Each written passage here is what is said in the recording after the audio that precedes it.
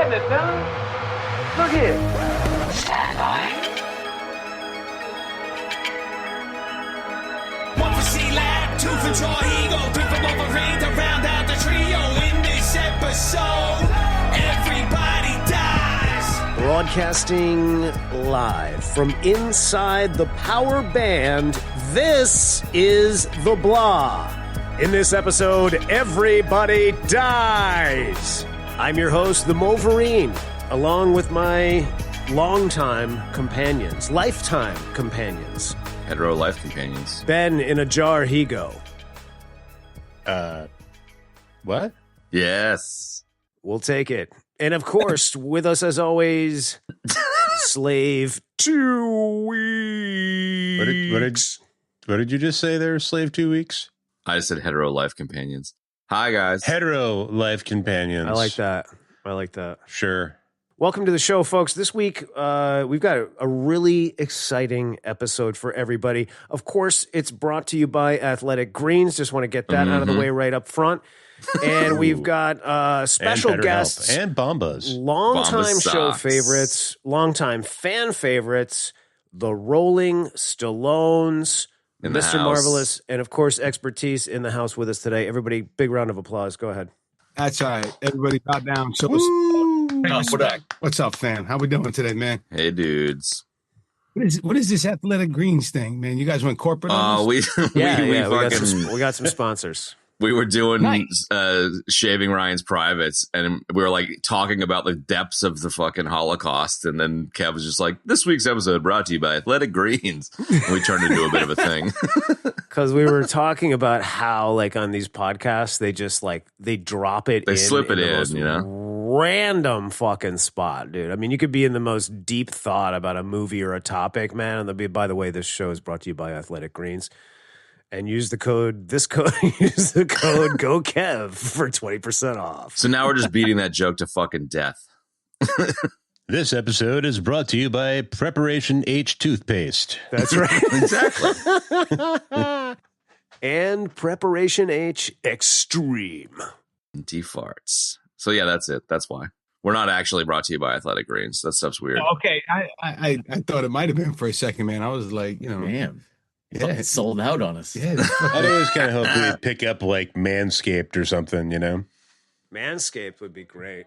Brought to you by Camel Cash. Oh, that's another one. Umba was saying that he was getting ready for the show last night. And he has like one of those essential oil burner things that you like put the scents in and light a candle. And he fucked up and he put vape juice in it by mistake. And he filled his house with nicotine. Jesus Christ. Wow. Fucking Oh my crack me God, up. man. So I wish I that- lived near him because like you could just hand the dude like, you know, the wrong thing all the time. Yeah, He yeah, wouldn't yeah, even and he'd stick it up notice. his He's kind of like, I feel like there was a character that always did that on some show. Probably. You just hand him anything, and he would just like take that and use that. But actually, Umberto referenced our referencing Athletic Greens by saying his show was brought to you by Vape Bros yesterday. So I thought you'd get a kick out of it. Wait, what, dude? That's like 4 levels of It's Inception. like Inception, bro. That's tight. Very nice. And we might as well just shout out Screen Divers right now. So Screen anybody Divers, that, yeah, shout hasn't out. checked out Screen Divers, check out Screen Divers. It's our Turbo fan, number one Turbo fan, Umberto, and 2 of his chaps, Ricky and Steve, talking about movies. Not unlike on it us, last but night. It's a little bit different. And on the air, I already said this, but he shouted out the Stallones and sends you guys much love. What up? That's up, man. What up? So, anyway, now that the introductions are over, we are. And the ad break. I want to tell the audience that we are covering. This is Expertise's request, as they have done numerous subpar films with us. So, X picked the absolutely bulletproof 1997 absolute cult classic, and that would be Kingpin, starring Woody Harrelson, Bill Murray, Randy Quaid, Lynn Shay, all these fantastic actors. I cannot wait to talk about this movie that I definitely did not need to watch because I've seen it 3,000 times. Let's go. High level. Stallones first. Go.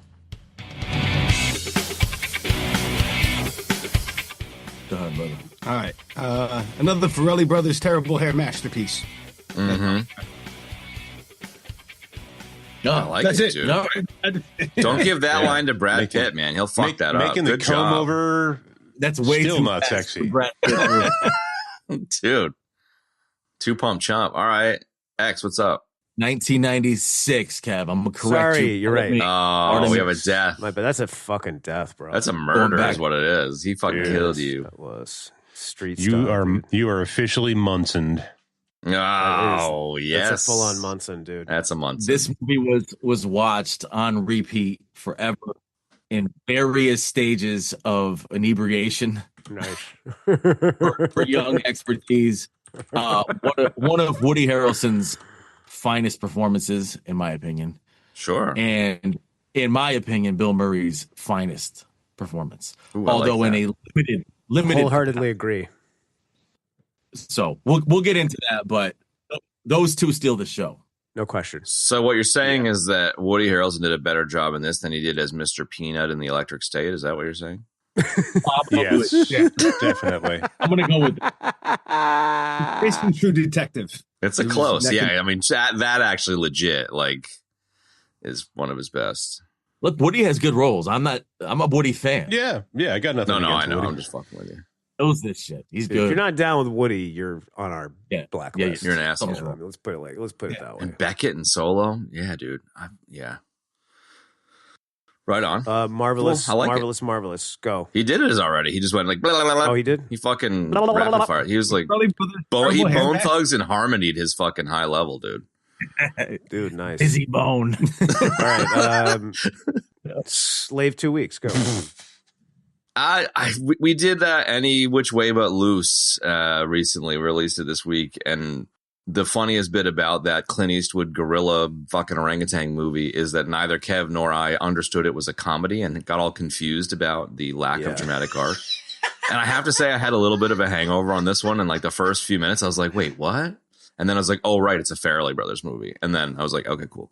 It's been a while since I saw this one, man. Like, I don't know. I feel like I caught like, pieces of it on TBS like every 15 minutes throughout my teenage years in between full watching. So it is a legendary flick in terms of, the hair, the fucking balding hair, fucking visuals with Bill Murray and The unraveling comb overs. yeah, dude. And like, I don't know. I think it just took me like 10 minutes to get into the Farrelly Brothers silliness, because it's just like a silly comedy instead of like a straight comedy. And it was a lot of fun. Totally. So it was nice to revisit. And the shout out to the landlady. She's fucking legendary. Yes. You can shout her out at the end. Every few minutes. Yeah. I kind of have a thing for the landlady. I'm crushing on the landlady. Minutes. She's pretty legendary, dude. And It's she's the great, teeth, so man. I get it. Lynn Shay. He looks a lot better in Something About Mary. Yeah. Well, I'm with you, man. I wonder why. She went on to be like a Um, horror legend or some shit, which I love. I love that she's got this like crazy. She's a Weird super niche-y like character actor, dude. She's actually the well, whatever. We'll talk about that later. Benny, go ahead. Yeah. My second favorite 90s movie that revolves around bowling. Yeah, dude. great. I've seen this one many, many times. It's still really fucking funny, man. I had a great time watching it. God, right? Ben, So who you got silly. one-on-one? You got Ernie or Jesus? Wait, what? One-on-one bowling match. You got Ernie McCracken or you got Jesus from Big Lebowski? I assume that's what you were referring to. Yeah, of course. Yes. Yes, that is what he's absolutely. referring to, Absolutely. yes. Big Lebowski is the other bowling movie I am referring to. I got I don't know. I think Big Earn would be more fun, Totally. Yeah. Bigger in a heartbeat. Yeah, Jesus I think the Jesus would win though. well, that's what I'm saying. Like, who's a better bowler? I don't know. The better bowler? Ooh, Oh, man. that's Yeah. tough. If you go with that'd be- Cannon, Jesus ain't a fucking pro. He's I'm just putting that out. I'm just putting it out right now. I want somebody to do an animated version of that. oh yeah. Dude. Oh my god. Like with just Peter like, Chung McCracken versus. But like I his thought you were asking like who I Yeah. would rather bowl with, and Who I you'd was rather like, hang out I don't know. with? I feel like Big Earn McCracken would be fun. Oh, I'd rather hang with Big Earn. Oh, Yeah, so Big no Earn, question for sure. about that. Yeah. wasn't But criminal either. Right. So, Right. you know, that Yeah, it was, you know, I mean, we're not 100% that he's a pederast. Yeah. it's Like fine. we are with Jesus. Yeah. The only difference is Jesus got a second movie based Right? on his performance, and Ernie didn't, which is bullshit.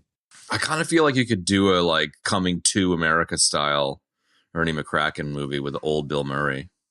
I don't want to see. I don't want it to be anything like lesser than what we have for Ernie McCracken. You know what I mean? Maybe it Like, could be a Farrelly 'cause Brothers movie again. They come back for it. You know, they could handle it.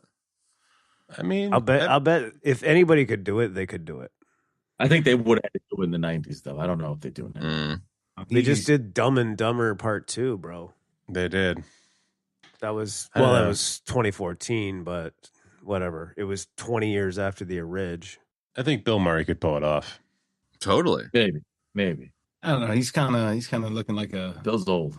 nutsack with a face right now. He's looking like one of Yeah, those. He's looking he like does. his apple core. old leather gym bag. No, he looks like one of those apple core people, you know, when you're Leather a gym kid, those bag, little dude. apple core, like a little apple core grandma thing. What did I just see? I just saw him. And it's too close to Gary Busey. They're going to meld together.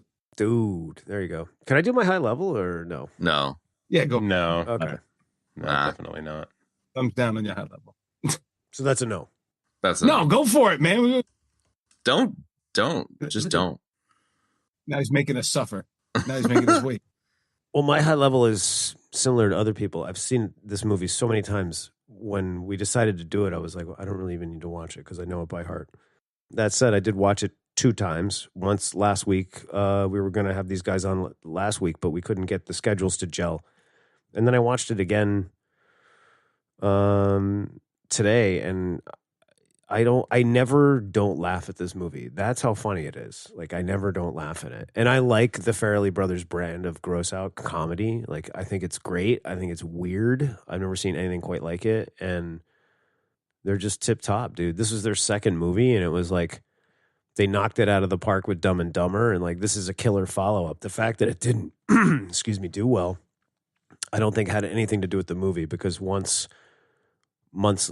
after and it got out on DVD, it kind of got a cult following, you know, and rightfully so. It's freaking great. I think it's the triumvirate actually with the actors. I think it's Woody, Randy, and Bill Murray that all are crushing it in this.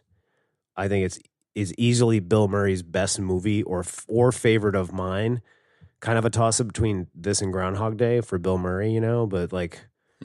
It's a great Woody Harrelson movie. All these people were not the first choices for anybody, and like I cannot imagine this film with any of those other actors, and we can get into that later. So, yeah, this movie is incredible. It's at least a every 6-month watch, and it never disappoints, and it never gets old, and it always holds up. So, come on over and buckle up. We're about to embark on a great adventure. Hold on, because Boom! I lulled you guys into a false sense of security here. Okay, you don't like the movie? I didn't enjoy this. I didn't enjoy it, man. I'm going to be honest with you. I liked it when it came out. I haven't seen it in like 20 years. And I really just found myself looking at my clock like, yo, when's Bill Murray coming on? When's Bill Murray coming on? Yeah, you didn't get the silly vibe. I was kind of there for a little while, and then I don't know, I kind of warmed up to it.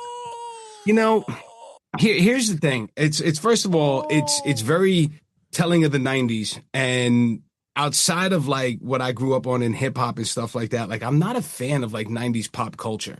I'm not. And like I just thought it was just too much of Except a for 90s ska. time. Oh, so that drove me up the wall there. And hacky sacks too, right, bro? Hacky sacks and devil sticks. I'm with you there. Cavaricci pants and the Jinko jeans just missing the chain. I had some Jinkos, man. And it kind of made me think about the Farrelly brothers as to what their legacy was, is that they tried to balance out like gross out slapstick comedy with like heart, which I think was, you know, pretty admirable, but it opened up the doors for like Paul Rudd and Seth Rogen and all that crap that came out like later on in the 2000s and stuff like that. And it kind of made me like have a bad taste in my mouth about it. I'm like, you know what, man? These guys are kind of the bastard fathers of this whole shithole Seth Rogen and what's that fat kid's name? I can't stand Jonah Hill. I can't stand that fat. I don't. How are you? I don't understand. Like, I get what you're saying, and I like that. They come out with these movies and they're like, oh yeah, we're gonna have heart, but like, oh look, here's a dick, you know, and it's like that's not fucking funny, and it's taking it out of like the Farrelly Brothers playbook. Like you take there's something about Mary, right? The Dipper, right? Okay, cool, but then they had like a love story that kind of tied everything together and kind of balanced it out. Like, hey, we showed you a mangled cock, but here's a love story in return, and then. You look at like 40-Year-Old Virgin. You look at anything Seth Rogen's fucking done.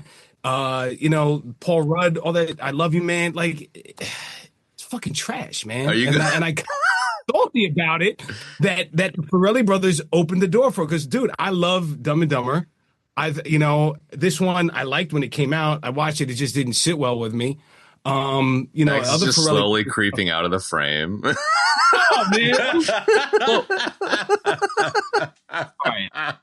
So what I would say is I do agree with some of what Nick is saying. Sure. Although I like the new. I don't mind Jonah Hill and Seth Rogen and that shit. But Who the fuck are you? where I will argue with Kev is that I don't think it's 3 people killing this movie because I think Randy Quaid is awful. What? Awful. But that's kind of that's Why? on purpose, though. That's Yeah, but he doesn't sell anything well, and they have bad dialogue for him anyway. what? But I do feel that some of the I other love this. actors that were in line for this would have been way better. What? Way, like way who? better. Who? Well, Farley was in line, I mean, right? Now I Farley would've been might interested to see that. he might outshine Woody a little too much. I Yeah. was also thinking a young Will Ferrell would have been incredible. And I was also thinking that a young Vince Vaughn could have played it. As much of a Farley fan as I am, the only one I like that you just rattled off is Will Ferrell. We're talking about for Ishmael. I could Right. see Will Yeah. Ferrell doing something, but I don't know if his comedy style would gel with. Randy Quaid doesn't gel with anyone in the movie. I disagree, actually. I think he's Yeah. perfect because he's playing against type. He's so fucking against type. That's why it works so well, dude. Like, he's tall. He does not look like a kid. He's literally playing like a 20-something. Right. The hair, the fucking wig, dude, just got me Like from the you like the get-go. strip scene? I think The what's stripper that? scene was pretty funny, man. I mean, come on. Dude, the stripper scene was funny. Like every This is single why scene I'm he on does, he's so completely against type. It's just it works in the most bizarre Farrelly Brothers kind of way. Like honestly, that's how I view that. That's why I don't agree with that. Yeah. I do think Will Ferrell could have done Ishmael, but I don't even really think Farley would have been the right choice. I'd take Randy Quaid or Will Ferrell before I'd pick him. I'd even take Vince Vaughn before I'd pick Farley. I'm with Nick. I just find myself waiting for Ernie to come back. Yeah. And that whole middle of the movie where you got Vanessa Angel, you can have her in it as much as you want, but you got Randy Quaid just kind of just being as stupid as you could possibly get. And I'm like, where the fuck is Big Earn? Get Big Earn back in this movie. Oh my God. Benny had Listen, something there. What did you That have, being Ben? said, I still love the What do movie. you got, Betty?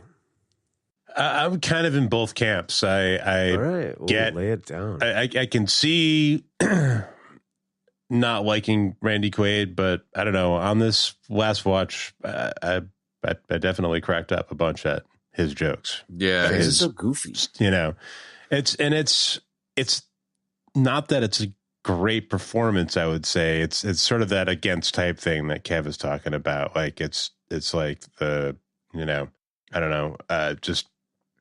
It's against type, and he is a comedic actor. It He shouldn't knows work, comedy, but Yeah. it somehow works. Exactly. Yeah, I think it works. And if I was in the wrong frame of mind, I would not be charmed by it. You know what I mean? That totally, I could see myself that way too. Yeah. I don't know. I watched Grandma's Boy after this. I had to rinse the. You need flavor. to, you need to gargle. I mean, I don't know, dude. Like, just to comment on Nick's like rant, I think I get why you don't like '90s pop culture, and I think that I don't know this whole thing, this whole theory, this thing of them paving the way for like all these Sounds Paul so Rudd sad. movies. is so like kind of crazy, man. I mean, I like I Love You, Man. I think that's a solid movie. I've seen that many times, and I like those actors, Seth Rogen and Jonah Hill. Like, I like that, Initially, but I sure. see what you're saying. At the same time, I see what you're saying. It's like they kind of took the Farrelly Brothers playbook and kind of tried to do gross out movies with heart, and like somehow the heart isn't there. Like, I think you kind of nailed that part of Neither is it. the Zero comedy. version. Neither is the comedy. I go in there and I'm expecting to laugh. I'm like, oh, And it's not gross out either. It's like teenage. Yeah, I'm just Kind of. Yeah, it is kind of teenage humor. I mean, I don't Which know. is fine. 40-year-old version's pretty funny, and so is, Yeah, it's funny, I Love You, but it's Man. It's teenage. hysterical, dude. I love that movie. The way that you kind of came at that though, Kev, where you were like quiet and sad. I thought you were gonna like ramp up into a "How dare you disrespect Paul Rudd on our show." How dare you, sir? I dare. I can't I believe dare. that you're like Yeah. you're chucking Paul Rudd in with. I'm down with Paul Rudd. Paul man, Rudd is what- so fucking talented. I can't believe you said that. I can't. actually. It's like His Robert favorite Redford, actor is the Robert Chuck Norris. Redford camp there, man. You're gonna Robert Redford out on Yeah, Paul right. fucking You Rudd, can't dude. Robert Redford Paul Rudd, dude. Been Robert Redford, man. No, listen, man. Don't get me wrong. I can if some people are into that, like don't get me wrong. Kingpin. I'm not saying it's a trash film. I'm just saying I didn't enjoy it. No, I that's think there's a fine. lot of things about it, and even the Farrelly Brothers comedy. It's not my total, Such a bag. what I would go for. And Yeah. admittedly, my taste in comedy films are, stupid at times. I'm not gonna even lie, but like I love Grandma's Boy because of just how stupid it is. Yeah, I think that's one It's fucking comedy pretty films that- juvenile, dude. in such a long time, but it's still so clever.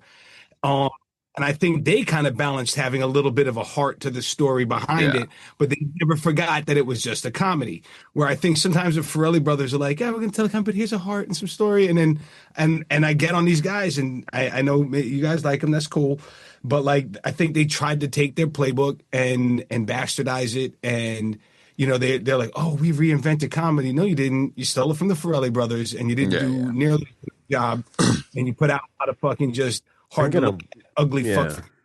So I'm going with some of that for sure.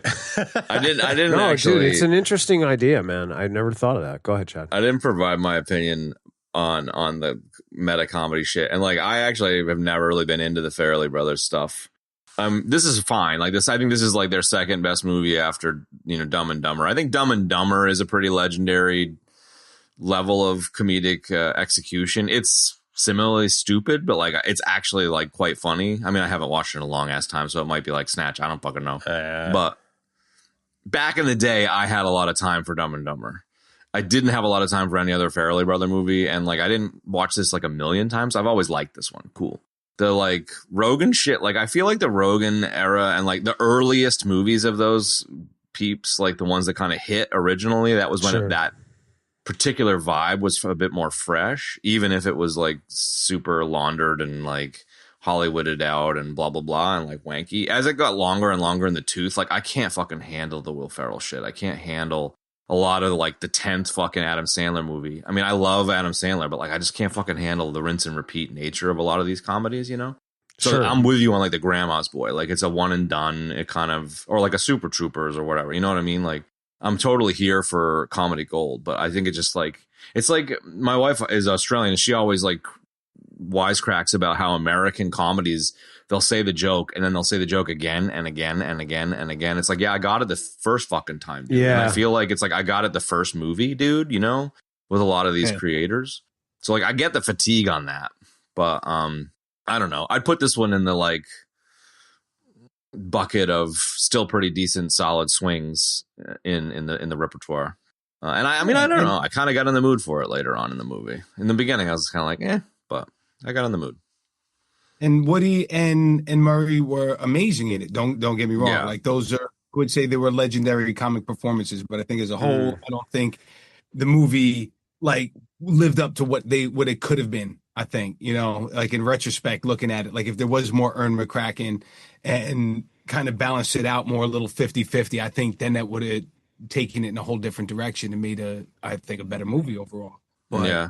It's also a product of its time, so I don't get too hard on it and that. I just and don't get me wrong, I went in there, I was like, okay, cool. I remember Ern McCracken, I just haven't seen it in a long time, and I was like so excited to watch it, and then I was like, it's a long movie. This is and then I rented the extended version by 3 minutes, right? So I punished myself further, and I was like, well, where's the extra scene? I just didn't remember. I think it's when the extra scene is when Woody's spilling the coffee on the baby. Oh, There's like some other shit in that. Hilarious to get the that breast milk. Like that's such a I love Farrelly that joke. scene. Yeah. That's one of my favorite It's scenes. like, oh dude. my God. That Get away is from such a my Farrelly Brothers joke. The whole Scranton part is so great, dude. I mean, the only thing I will say, like, I get what you're saying, Nick, and I was just looking up the Seth Rogen stuff, and like they started, like 40-Year-Old Virgin came out in 2005, so really just like 9 years after this. So you're right, it's kind of it's a little bit of like an overlap, jump off kind of situation, and I think you have something there for sure, but. I mean, as far as like heart in comedy, like one of the things that I think makes this movie really good is that it has that stuff. And most good comedies do have that. And when you have capable actors that are, really executing the dialogue well, that is a key component to it, man. Otherwise, you've just got, a fucking mess. You know what I mean? Like that's sort of like, that's kind of like the anchor point that the comedy like works off of, you know what I mean? In a movie. So like if you don't have that beam in the structure, I don't think it works. I think you end up with a mess. And I could be wrong about that, but I don't think Most of the time, I think it's important that it has a story to carry it together. And don't get me wrong, but like what if I postulate this? What if it was cut down by like 20 minutes, moved a little quicker? I think maybe I might have enjoyed it a little bit more than that, Yeah, I think it does maybe get a little bogged down, personally. Maybe if Randy Quaid didn't become a stripper. I like all that stuff. Like, I love all that. Like, I like the middle bit with no Ernie McCracken. You know what I mean? Because then it just, like, I get more psyched when Ernie McCracken comes back big and bold at the end and we get a nice They make dose. Vanessa Angel a stripper? Yeah. it's a different movie, my man. That's so hackneyed, dude. I think if it was that's the McCracken most 90s focused, it would thing get said boring. tonight so far. I think a McCracken movie would have gotten real one note real quick. I That's think what I think, too. I think it would've Munson been- being yeah. kind of broken as fuck is a real key piece here. No, the story is about Munson. Ernie is Sure. part of the Munson saga, and I think if you had more McCracken, or you had the focus on McCracken, or even the movie be about McCracken, I think you're right, Chad. I would have gotten I think it's one note. stale, and then I would have just like hated Bill Murray, and then that would have been the worst thing ever. Because Bill Murray's one of the things, the best things going for this as a movie, in the sense that it's like a Farrelly Brothers style modern comedy, gross out humor, but it has Murray as a throwback to the like Stripes era, Murray era of and it's kind Totally. of great to see him playing in that space, Fucking totally.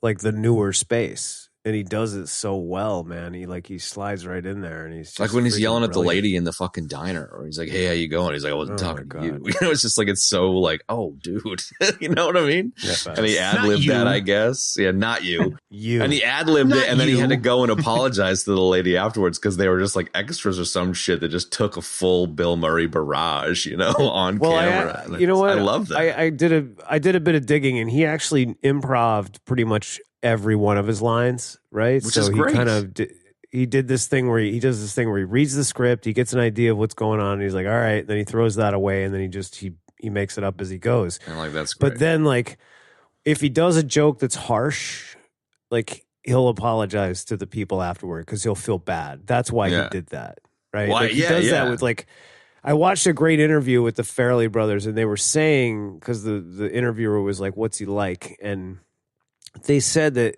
he's all about, like, he does not like injustice. So, like, he loves crew. He's a blue collar guy. He loves crew, loves directors, loves all the staff, hates when suits come onto the set.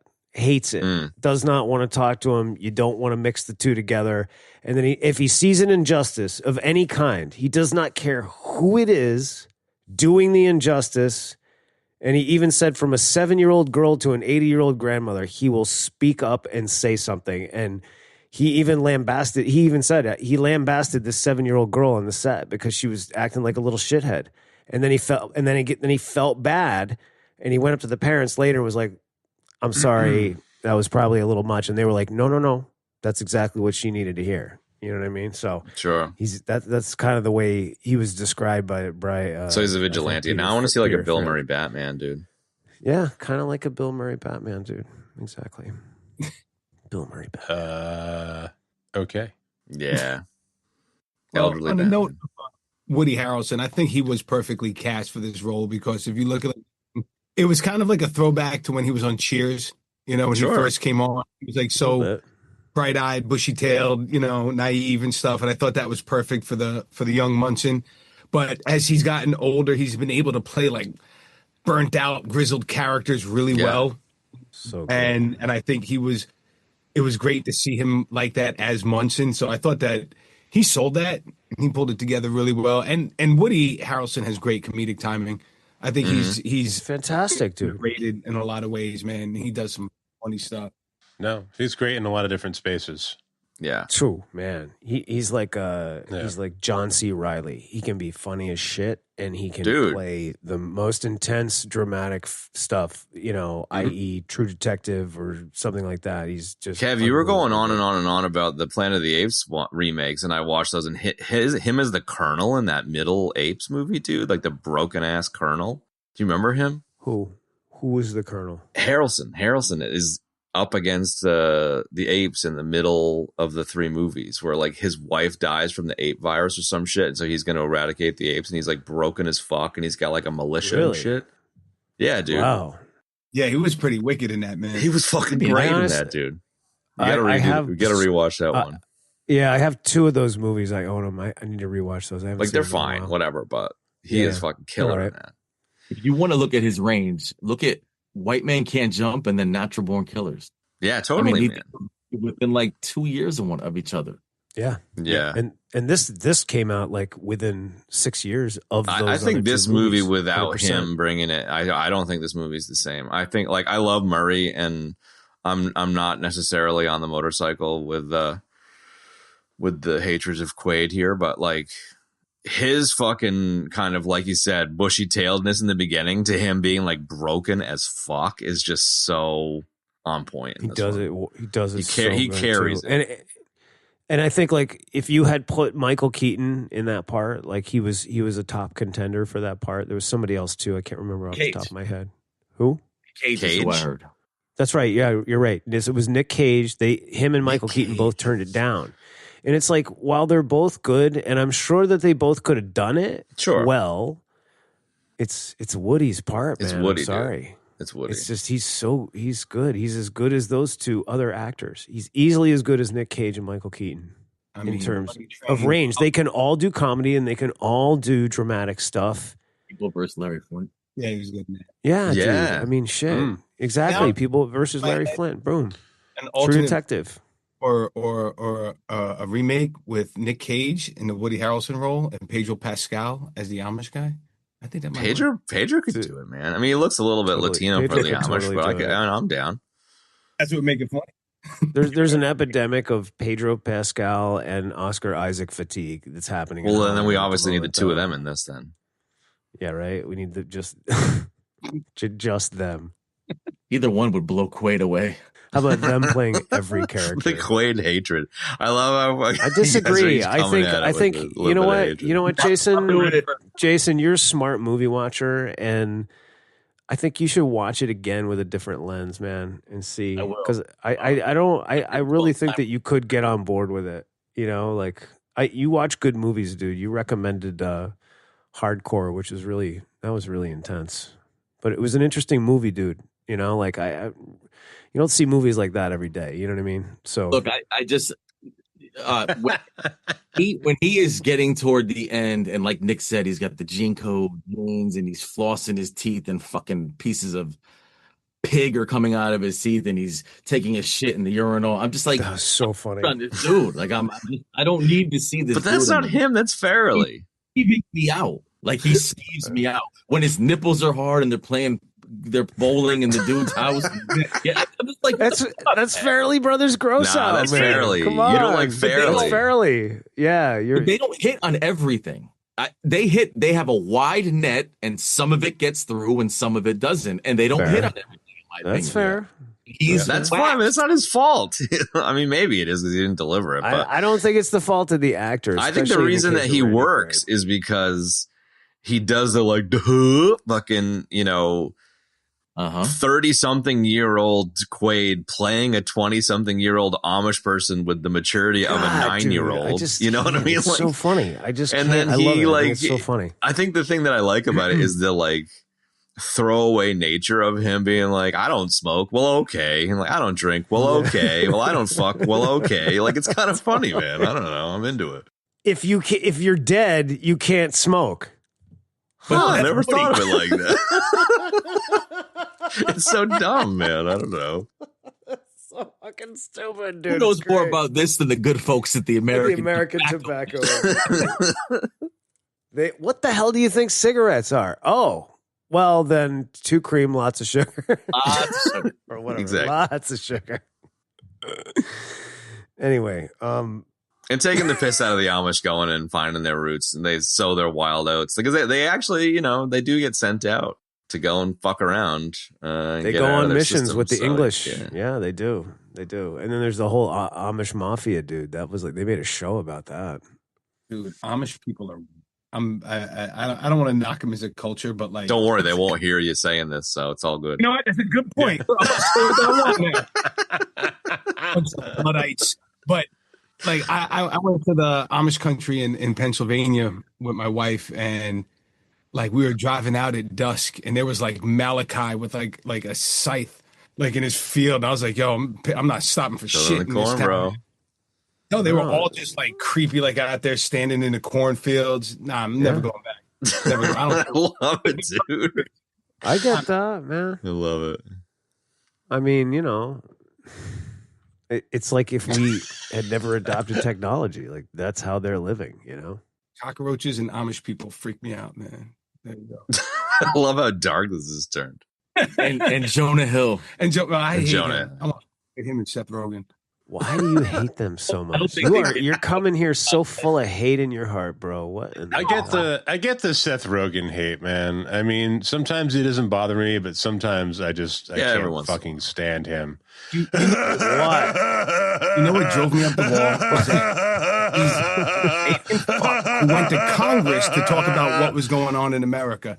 Who the fuck are you? Seth Rogen. He's from Canada, and he's like addressing Congress about like, violence in the media in America. And I'm like, go back to fucking Canada if you don't like it. Yeah. Seriously, don't come to my country and run your fucking mouth in front of my government and you don't like it when you can easily go back where the fuck you came from. And I'm not trying to sound like the whole thing is, no, it's legit. Who is he to be in front of Congress? Who is he?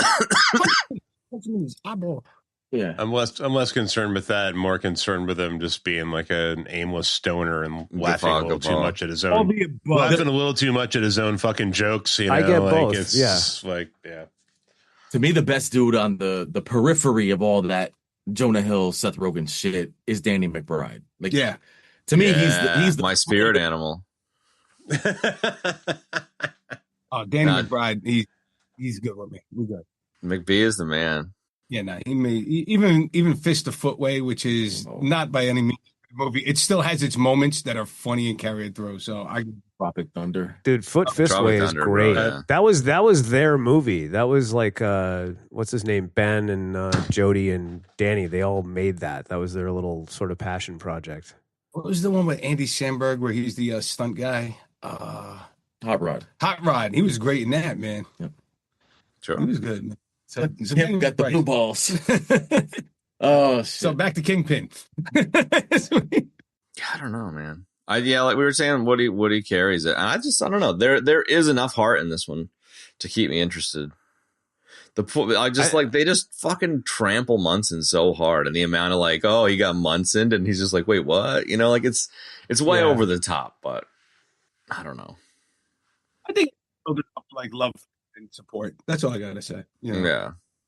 He's on the gravy train with biscuit wheels, and everything falls apart. And 17 years later, when you go to Scranton, my man is in he is in hell.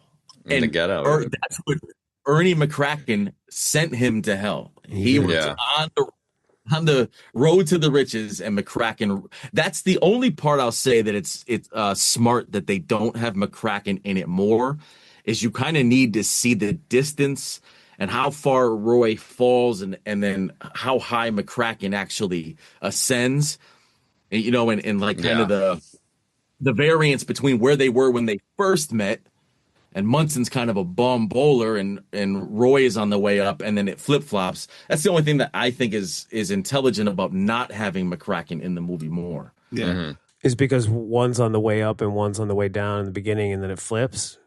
Well, and the one on the way down kills him, like takes out the competition. Yeah. And Right. It represents that distance between McCracken's appearances in the movie.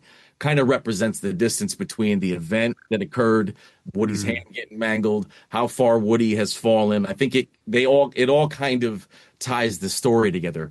And if you had McCracken in it throughout Woody and Ishmael's journey, and they were showing McCracken in parallel, maybe the end doesn't hit as hard. Yeah. No. Yeah. Agreed. The old dog just like murdering the new pup, Roy Munson, to get him out of the way. It's so vicious. It's such a 1979 Motor Eaters champion. God damn it. Yeah, right.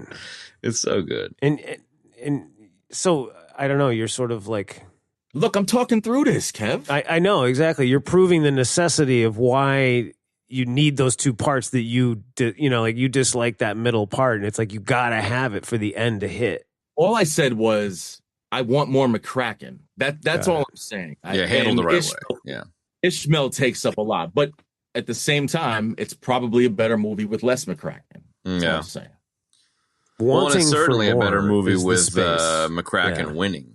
I forgot that Munson doesn't win. It's not Hollywood, and it's crushing, but it's transformative for Munson, who goes and gets the And money that's a to really- Ishmael's family anyway. That's a good sports scene too. Like that's It a is. really well filmed sports scene when they bring on a dun dun dun dun dun, and they're ELO showdown. Yeah. Oh, dude, Yeah. Showdown is so fucking all good. with the frozen rose in it, and that's a really good scene, man. It's well done. It Yeah. is well done. You're right. And then they add in those other little bits of music in there, and McCracken just freaking going nuts, and it's funny as shit. And a lot of Yeah. it's just a giant montage. Right. But it kind of rips your heart out too when he loses, because you just want McCracken to get his. He I doesn't. think why this movie works so well is because Woody is such a great actor. They're all great actors, and you give a shit. Again, we keep coming back In the to this. silly You ass give movie, a shit in a silly ass movie. You give a shit about Roy Munson from the get go, and you want to see him go upward, and he just keeps getting knocked down and then kicked like 10 times in the head. Right, but he keeps pushing exactly. forward, dude. And in the end, he finally freaking makes it, man. And The scene where they go back to Ocelot. Yeah, and Claudius I was just gonna say. can't get the watch Fantastic. working, and his dad died. He couldn't even come back for the funeral. That's where oh, the that's movie harsh. obtains the It's depth hard, that yeah. that's Yeah. where it does have that heart, like Nick said originally. I think the kid just wants he just wants his dad to be proud of him. Like when he's a young bowler in town, like his dad giving him the hug and the watch, like that's like transformative for him. It's like him being accepted by his father, and then he can't go back. He's lost his hand. Like it's just like it's such a fucking silly movie, but like there are those moments of like breaking through the bullshittery, and it's got a lot of heart in those moments. Yeah. Even that first scene where he trips over the fence, which is kind of a bite. It's a little bite off Tommy Boy, right? It's a little bite off Tommy Boy when Tommy runs A little bit. Sure, You're yeah. right. You're right. I forgot about that. Yeah. But the Cat Stevens playing Cat Stevens in that spot, oh very young, and you see how close he is with his father. Look, as a father of kids that play sports, that was it's touching. Sure. It's really it makes you understand the import of him becoming a bowling star. But it's also the fact that it's bowling that I like too, because he's like, you want to go play ball, pa? And he's like, let's go. And you think they're gonna fucking throw the baseball, and there's like this dirty ass bowling alley outside, and you're just kind of like, what? And as a father, it's like, whatever you're into, kid, dude, I'm here for it, man. You want to fucking do dirt bowling? Fucking fine, so that's kind of cool too. Ben, what do you think? Just a surprising amount of heart. About what? About Randy Quaid. About what specifically? Ben was just feeling Randy the whole time. Dude, Randy's good, man. I'm not here for the Randy hate. I do like when he sends him back and he's like, I'm just not interested. He goes, with my expertise and your ability, we could be a great team. He's like, I'm just not interested, Mr. Munson. And he goes, I hope you rot in hell, you loser. You suck. So good. He's like, nice you passed, man. You passed the test. You passed the test. A true champion never quits. And yeah. That's actually two separate parts, but whatever. It's fucking funny but same vibe. I mean, it's. I mean, like take like the whole part in there's. It's when I read about it, it said the restaurant in the bowling alley. I didn't really put that together from watching the movie, but when they're sitting there eating after they go to they escape from Stanley's house, Mr. Black Turtleneck. And, Roger Clemens comes in. Like, that whole part is so funny. And then Woody Harrelson fucking joins in and starts beating on Ishmael with him, and there's that whole dialogue tree right there is just fantastic. It's so funny. Why don't you fucking go blow lunch or do whatever it is you're doing? Keep that fucking ass in business. You spend time in a missionary position. So good, dude, She said handsome, not handless. Like good. She's really good in this movie. It's really good, man. There's just some sharp dialogue, dude. And there's a lot of great visual comedy. Like, the Farrelly Brothers are really great about weird visual gags, and like they're really good at delivering good visual comedy. And I don't really think that's necessarily an easy thing to do, like the aforementioned end scene, like it is well shot as a sports scene, but it's also, there's a lot of comedy in there that really hits well, that I always laugh at when I see it. And there's no dialogue whatsoever, like, before we went on, I got up to that part again where like, she opens the bottle of champagne. Again, it's like a montage scene with no dialogue. She opens the champagne, passes it over. He takes a swig. Randy Quaid waves it away. Then he pulls up like a 4-foot bong and starts taking a fucking hit off it, dude. It's funny, man. There's a lot of sight gags like that I think work really well. Totally. That's what they're known for too, Sure. The fight between Roy and Claudia was pretty good. Yeah. Funny. That was funny. The fact that it's in a punching, the tip punching, and the fact that it's in a motel parking lot, I love too. It's just perfect. Yeah, no doubt. The special effects on the tip punch, I feel like were so bad they were good. Oh, they were terrible. But there's, it's like the fake hard nipples in the Stanley scene or whatever. Like yeah. First it's Claudia, and then it's Ishmael. But yeah, that fight scene is fucking hilarious. It's pretty good. It's great. It's so fucking dumb. Yeah, dude. But I'm here for it. Yeah. It's all about nuts and boobs, You must have a wide foot. You got them both. Nice. Yeah. Punch and bag the boobs, and it looks really weird and kind of cheesy, and it's like it's great. The sound effects, there's like gloop, gloop, gloop. Yeah, right? It's almost like one of those like, speed bags. Yeah, speed bag, yeah. A little bit. Did we cover on Vanessa Angel on Stopping My Mom Will Shoot? Because I swore we did. We must have. Because she was one of the stewardesses, early Nug Drop. We definitely, nice, dude. We definitely talked about her in Spies Like Us, so we've got some serious love for her. Oh, yeah. Stewardess, stop her, my mom will shoot. Oh. We must have. We must have. I guarantee we did. It's been too long, but I'm sure we did. She's in Hall Pass, too. Yeah? She's in Hall Pass? Jason Sudeikis tries to kick it to her. He like brings her... What? He brings her Greek food because he thinks she's Greek. She's like, that's my husband, asshole. And he thinks she's going to let him, hit it because he's got a hall pass from his wife. And she slams the door in his face. I did not realize that she was in that. Yeah. No. I completely forgot that she was Lisa in Weird Science too. Like Weird Science, the TV version. Show. Yeah. Oh, she's playing Kelly LeBrock. Yeah. Yeah. She's playing the Kelly LeBrock part. Yeah. It was 88 episodes, like 4 fucking years. I remember the show. I didn't really watch it, but I do too. I never watched it, but I remember it. Vaguely I- gig anyway. I've seen it though. Yeah. Well, she's really solid in this. Like, she holds her own. Yeah. I will say this, the Farrelly brothers are good at picking solid female leads that are good looking, but not so much so where it's just like they don't fit into the movie. Like, she's really attractive, but she's not like runway model attractive where like, oh, okay, she doesn't belong in here. But like, she's like almost everyday beautiful, where I think that they fit that in. Like, even like with Cameron Diaz, when they used her, they didn't overdo it and over glamorize her. You know, I think the Farrelly brothers are good, like where they make the guys look absolutely ridiculous. Yeah. I think they actually do a good job of utilizing good-looking women in the female roles, but not sensationalizing them too much. Like, there is that amount of sex appeal, but they're not like overdoing it like an 80s, high school titty comedy or something like that, Lauren Holly too. Yeah, Lauren Holly. Well done, dude. Yeah, you're spot on with that. They are good at that. Like, I think let's see, they use She's Cameron totally Diaz, believable they as a used- bowling groupie. Yeah, exactly. But what didn't they use? Didn't they use? Wasn't Renee Zellweger Irene in Me, Myself, and Irene?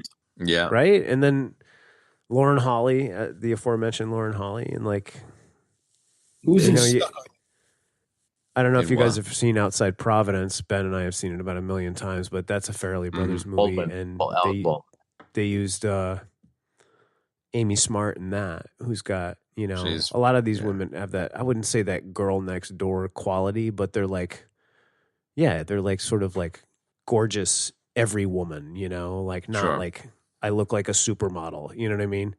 Yeah. You're right about that. They That's a good do, point. like, I mean, just to say it out loud for anyone who's like, what? I think, like, the scene with her in the red dress, like, bending over all the time, like, that's a fairly over-sexualization, but what I'm hearing you say is it's not throughout. It's they have their stupid Farrelly moments, but it's not, like, the only one-note thing that they're doing with those characters, which I agree with, yeah.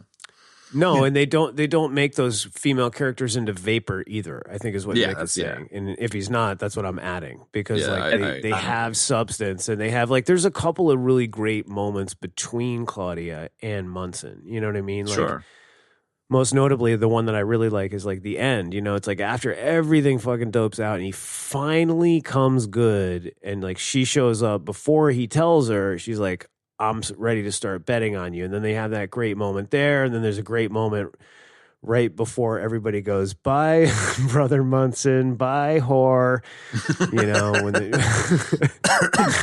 there's a great little moment right there with Randy Quaid and Woody and with her as well. And I don't know. She's really good in all of those bits, man. And she's really good in sticking up for Ish and all of that kind of thing. And then when she turns around for Roy, it's not vaporware by any means. My man had What's up? His liquor stash in the end. Holy shit, right? Dude, every freaking shelf was bottles deep. Apartment. I saw that too. He was dumping it all out too.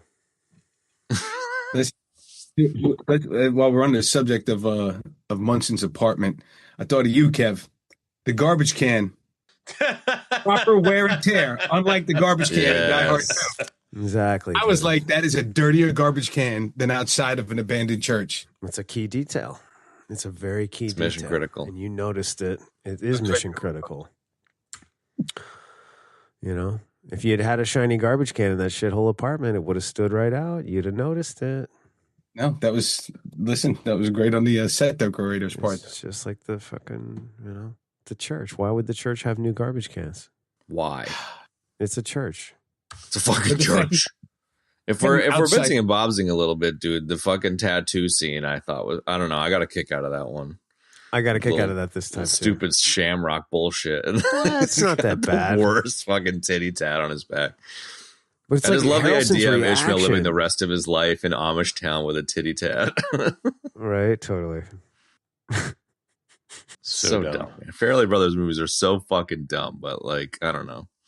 I think you said it well early, Axe, where it was just like many a watching were inebriated. It's definitely one of those kind of movies, Yeah. Yeah. I think that's the last time I seen it. I was out of my head. But you know, there's another thing about detail that I like. I don't know if you guys ever came across them in your travels. The novelty machines in the men's bathroom. Oh hell yeah! Of course. That was like When because I did was they watching go my away? wife This kind of disappeared late over the night. last. Right? No, I was going to say over the last 15 years. they just I kind of definitely remember disappeared. being like very young, you know, like 12 or 13, and being like, "What is this?" and just being fascinated by it. You know, What is this? my mom and dad never told me about these. Glow in the dark condoms. Those are fun even when you're alone. So gross. Up and down like those CD gas stations on the 95 corridor. I would see them, and then I was with buddy one time, and I was like, you know what? I was like, I want to know what's in this, and I put in the quarter, and it was what's it called? A birth control device, and it was a piece of paper, and on the left side it said inside of left kneecap, and on the right side it said inside of right kneecap, and it said hold in place. I was like, really? I paid 70. Are you serious? I love it. I love that you got a real life novelty Wow. vending machine story. I do remember the vending machines, and they were Hell yeah. gross and slimy. You know, like you expected Sam Elliott to walk, Yeah, around the exactly. corner any second. He Like grabs it's the not a- toothbrush off the top. Hey, dude, look out. Those aren't snacks. Hey, dude, that's not glow in the dark gum. Can we shout out the Don't eat the glow in the dark gum from the bathroom vending machine. yeah, shout out to the stadium buddy that Ishmael wears, man. It made me think of you, Kev. Me? Why? Do you remember like in episode 5 of our show? Oh shit! Benny and I do. were making jokes about Stadium Buddy, the beer helmet, and Kev thought it was a diaper that you piss in so you don't have to go pee at the ballpark. Like, he was so confused. He's like, why would you put beer in your Stadium Buddy? Like, I don't understand. What are you guys even talking about? I was like, bro, what are you even talking about? No, what do you think it is, Kev? Yeah. You're like, it's you don't have to go pee in the ball game. And we're like, what? I thought it was some sort of bladder system, so you could take a covert piss in the stadium. Nope. But I also wasn't he drinking like Coca-Cola out of it or something, or juice? It wasn't even alcohol. I can't even remember. No, I thought he had It's a- Coke it's on a one side, Wizinator. like Jack Daniels on the other. Okay. That's think. fucking great. Could be wrong. What about the Jeffersons on ice? Oh, That come was on. pretty fucking Such a good, great man. detail, man. That's Such a very great South Parky detail. kind of little bit, you know? Yeah, that was fucking great. I like that I like that they talk about it as they drive in. They see the marquee with Jefferson's on ice, but then they take the time to actually shoot some. Like a lesser yeah. comedy wouldn't shoot some of it, and I just love that. Agreed. Detail is king. And It's- the yeah. fact that we get to see either what looks like actual Sherman Hemsley and, hear actual Sherman Hemsley or, probably more like an impersonator, but whatever. It's funny. It was fucking great. It I was love good. that. Just the details are great in these Farrelly Brother movies, man. The 21 topping potato bar, they keep talking about that. All these different little things, And he's sitting at the bar, and it's just him, Ishmael, and some dude next to him. And they're just sitting there, and he looks at him and goes, "Who you calling a psycho?" Yeah. I didn't say anything to you. Say anything to you, man. That He just shit nopes out. I love that, So man. dumb. things like that. The whole It's movie. great. Like the part where I know it's like a dumb Randy Quaid bit X, but when he goes, "What are you doing?" No, he goes, "Mr. Munson, what are you doing?" And he goes, "Flossing." And he goes, "Flossing? Where'd I get Munson from?" Like he sells it so good. It makes me laugh every time, dude. Look, he's not hitting triple zeros in the movie. He has some all right stuff, but yeah. I like the nod with Chris Elliott to Indecent Proposal. Oh, which we yeah. had with- Oh God, dude. I love Chris Elliott because he's just so skeevy and creepy to look at. Like the guy looks like a walking leper, but I always enjoy what about Jesus Christ, dude. I mean, he looks even better in a tux too. Like it just Doesn't he? levels that up. Did he make it into something about Mary? Yeah, he was in. He's Yeah. his boy. He's Stiller's friend. That's right. Okay. Keeps getting the acne every time he's around Mary.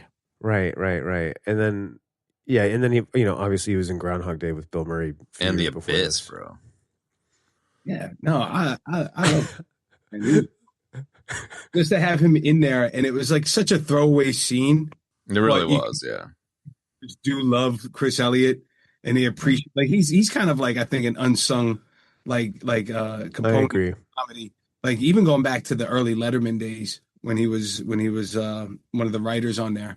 But like whatever he shows up in, I still enjoy him. Like even Get a Life, which is a terrible show, but it's like a guilty pleasure terrible show. Like you just watch it, it's like, oh, this is so bad. I enjoy it. It's kind of like Married with Children in that way. It had the same sort of like comedy quality and production value. Yeah. But then again, he was great in Schitt's Creek, man. I thought he was fantastic in that. I think he really added to that show quite a bit. And I think his comedy chops don't get enough respect. And I agree, man. Like as a nod of love and respect on the Farrelly Brothers' part. Like, just include him in a scene like he's just at the table and you don't think nothing of it. And then he walks up when they're at the bar and it just turns out to be like Woody Harrelson just fantasizing getting $1 million to sleep with Randy Quaid or whatever like that. But I think the biggest compliment and the point to what you're saying is that it's memorable. Like it's just one scene, but he's memorable. You know what I mean? And the cool thing about comedy movies is that you can get comedy actors and comedians to just come in and do one teeny thing because they'll be like, oh yeah, this is funny, or I'll make this funny, and they'll be psyched to do it. Whereas it's harder to get a dramatic actor to come in and do a small part or a cameo. You know, they're like, I don't have the time. I don't want to do that. You know what I mean? It's like it's too much of a waste of time. So it's cool to see that, and he's great like that. And I think the compliment to Chris Elliott is that he's in Schitt's Creek, is that it's swung back around for him, and now he's become appreciated, I think, for what you're saying. You know what I mean? Like all those little things that he did. I didn't realize he was did a bunch of writing. I didn't really realize that he did that at all, actually. You know what I mean? So it's cool to see that, man, for sure. Especially on a show like Schitt's Creek, even though I haven't seen it. Ben says it's fantastic, and other people I know too. And Eugene Levy's been great. Yeah, he's funny for sure. The other little side nugget I picked up: the strip club owner, Richard Tyson. Oh yeah, was buddy. Yeah. 3 O'clock High. 3 O'clock High. Yeah, I saw him. I don't know where I know him from. Yeah. Get him up, Joe. 3 O'clock High. Can't remember his name. I want to say Richard Tyler, something like that. Tyson. Oh, in Kindergarten Cop, he was Crisp.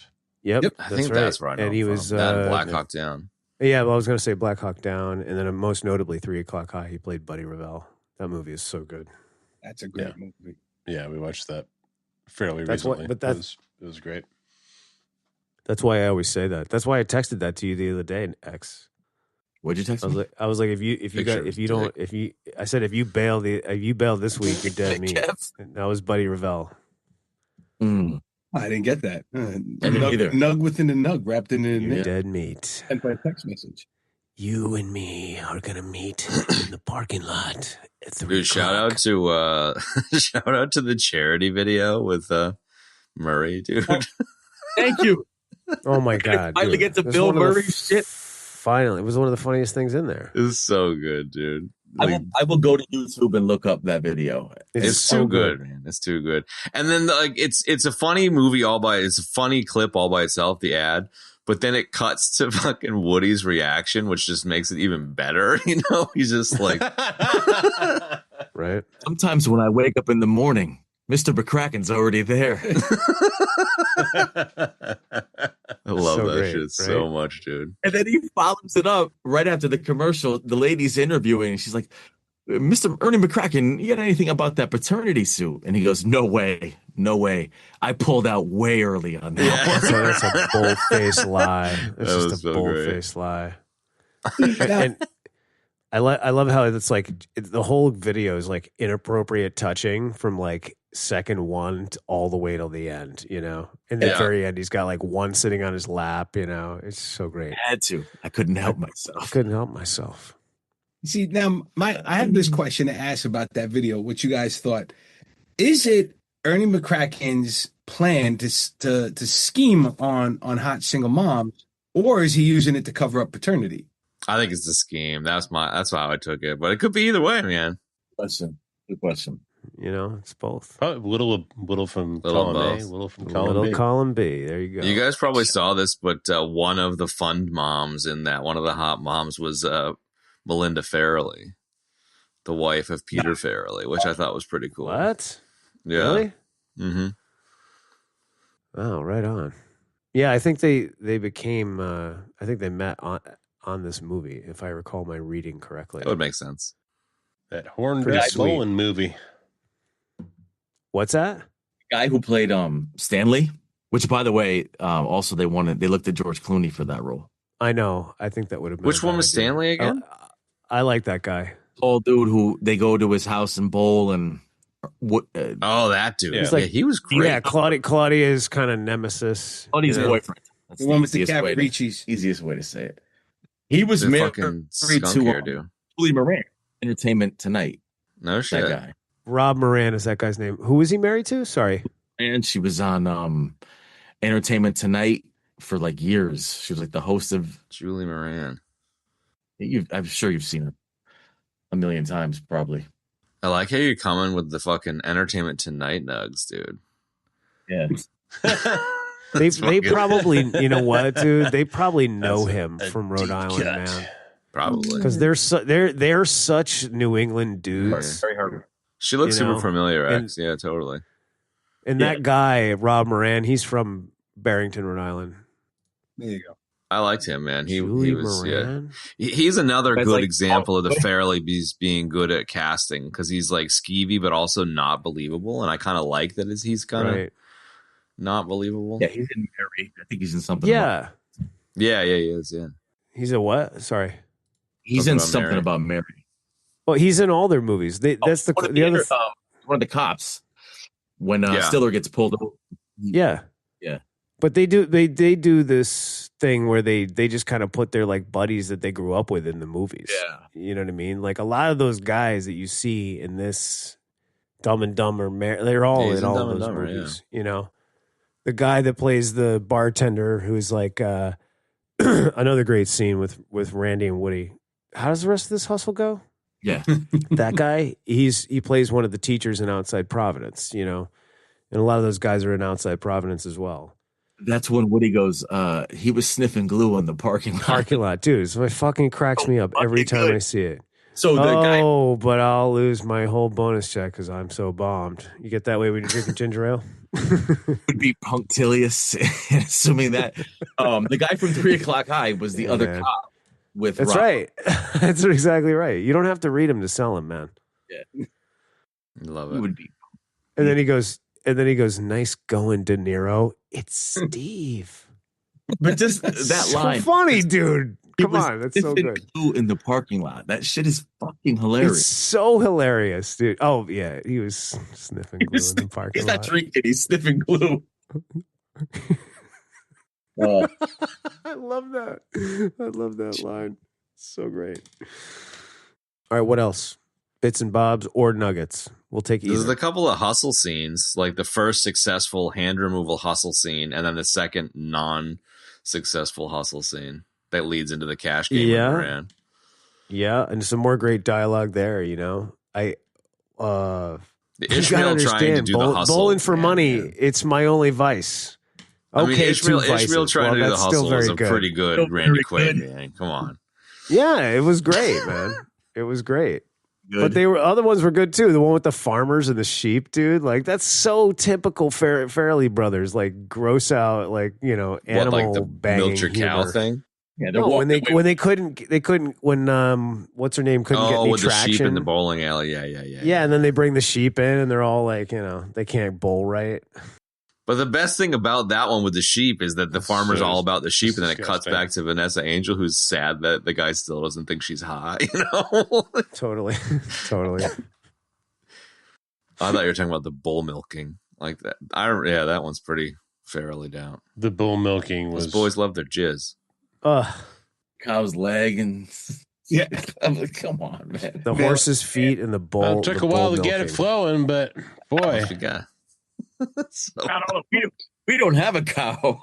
But then later they shoot. There's like a fucking 1 second shot of a bull with like a 6 foot long fucking flaccid dick hanging down. It's just like, oh guys, come on. What? Where? What in the There's movie? like this little flash of a bull. It's like 1 second. It's like, holy shit. Glad I missed that. Yeah, I didn't Yeah. see that part. Kev's gonna I've never verify to seen see that. if it's something I'm making. Yeah, up. I'm not it gonna must be do the anything like Australian that. version. I'm gonna go exactly. I'm gonna go against Kev type, and I'm not gonna look that up. You pretty don't need. Yeah, it might have been the version that fell off the back of a truck for me had extra bits. I don't know. There is an extended version, as one of the Stallones pointed out earlier. I don't remember which Stallone of the two Stallones. Paid an extra 30 cents for it. 3 minutes. Worth every penny. Worth every penny. Extra 30 cents. Little side thing that I liked from the beginning was I liked seeing the animated credits. And I thought that was Yes. kind of cool. Yeah. Everything slick and computerized. And like as soon as I saw the animated credits, I was like, yeah, I forgot they used to do it like this, Old man. school, It was- yeah. It's like simple. Like a kinda whole goofy. industry full of people. Yeah. And now it's just like, nah. Now it's like everything has to be like the Daredevil intro or the Westworld Marvel intro, or where some there's shit. like, there's shit, something's coming out of liquid. You know what I mean? Like that's what the intro to this show should be. All of our faces coming out of some like nefarious liquid, Athletic right? Some Yeah. nefarious Yeah, stew. brought to you by Athletic Greens. Totally. Uh-huh. People soup. Athletic. Did you say that? Did you see that AG1 picture I sent you, Chad? I did. Thank you. By the way, folks, real quick, this episode is brought to you by AG1. We all love and use AG1. We have been using it for years. If you would like to do a trial of AG1, use the code KevChad20 at checkout for 20% off Or it's today. not Back to your the show. first Okay, order. let's get into the NDR. So, anyways, bull semen. Bull semen, yeah. Bull semen. So, anyways, AG1. Bull semen. I don't know, man. That's all I got. I'm cooked. Yeah. so Go ahead. What do you got next? I know you're loading something up. I was watching this on Prime, and they were like, Will Ferrell was brought in to do voiceovers of the final tournament, I heard that too. right? And there's a part where it's silent, and you hear somebody yell something from the crowd. It's completely Will Ferrell. Is yeah, it? right. I forget what he Nice. says exactly, but you can tell it's Will Ferrell.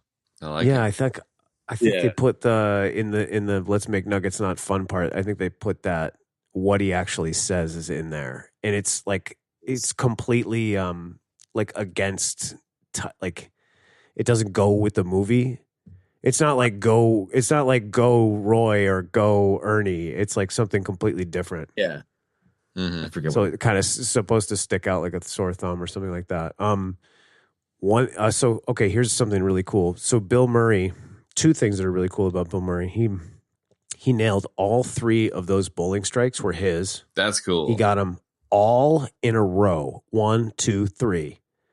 And when the crowd, so I guess kind of three nuggets, the crowd, when they're cheering in that scene, they're cheering because the actor, made those strikes. Which is sick. And then I know, which is so cool. And then additionally, and that little interview that I watched was only a couple of minutes, but it had a lot of information in it. And they were saying that he because they had 2,000 extras there for that scene at the end.